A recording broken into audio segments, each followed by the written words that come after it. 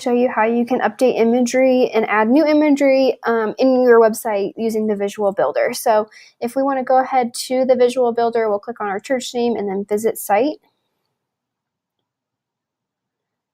So I'm going to give you a couple of examples of different images that we could change. So let's, for example, if we wanted to change this header image here, if we go to Visual Builder,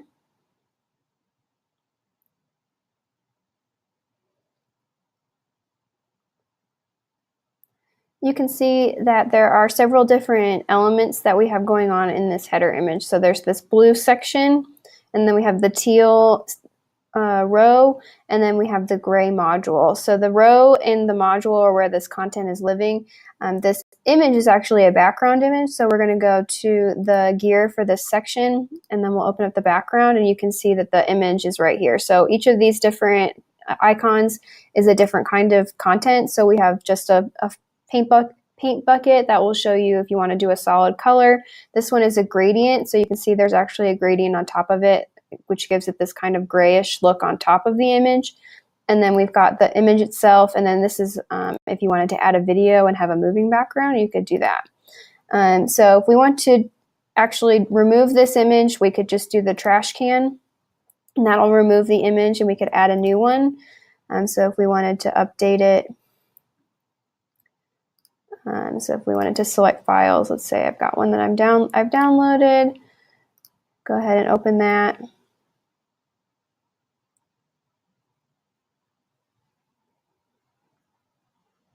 Once that loads,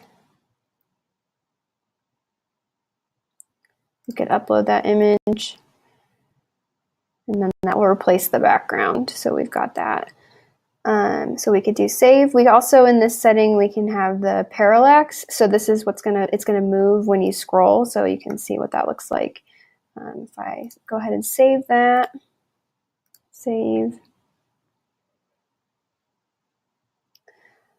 So that's going to move. As you can see, it moves with the scroll. So it's up to you if that's something that you want to use. It's very modern and trendy, but some images it works best for. That one didn't look too great, so we'll turn that off. So here you can change where the image is positioned. So if there's the main part of the image is not in the top center, you can change it, and it could be, you know, the center and it'll move it, or the bottom center, you know, down here. We can go back to the top center. We can save.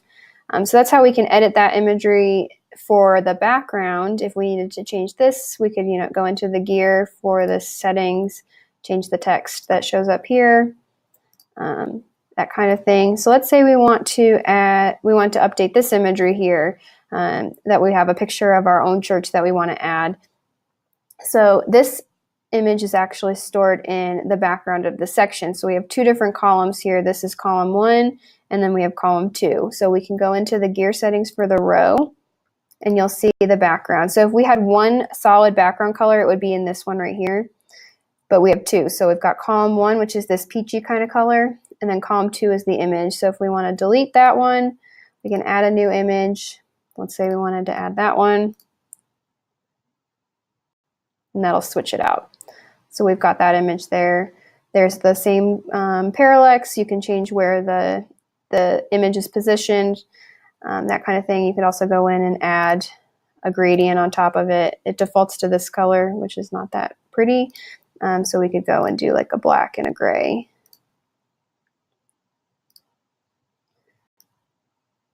We could add that on top. So that's how we could add imagery for the section. So those are two examples on our homepage that we could edit with imagery. We want to find an image. Let's say we want to update the team image. So same thing, this imagery is going to be stored in the background, and then we've got our church staff. So this is a really cool module that's already built in, so we can easily change out that imagery. So we're just going to go into the Visual Builder. This is where the content is, so we're going to click that gray gear. We can change the name, the position, and then we've got this image here. We could delete that one and add in our own images of our pastor or of anybody else on staff. So that's another way we could change our images. let's say that you've got some images that you want to add to another page. So on this what to expect page, let's say that you've got a picture of your greeting team that you want to add. So we could add an image in here.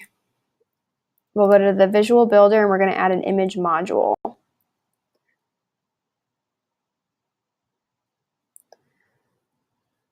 So we can go and we could add it below this image with this plus sign, or if we wanted to actually change the structure of how this is outlined, we can go to this change column structure if we wanted to do it to 2, let's say. And we want to add an image here. We're going to add an image module.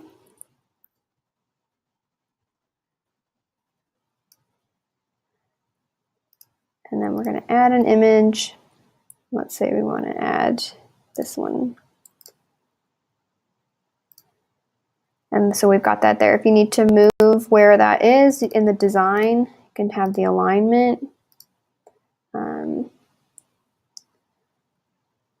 So over here, that's kind of in a weird spot, so we could actually add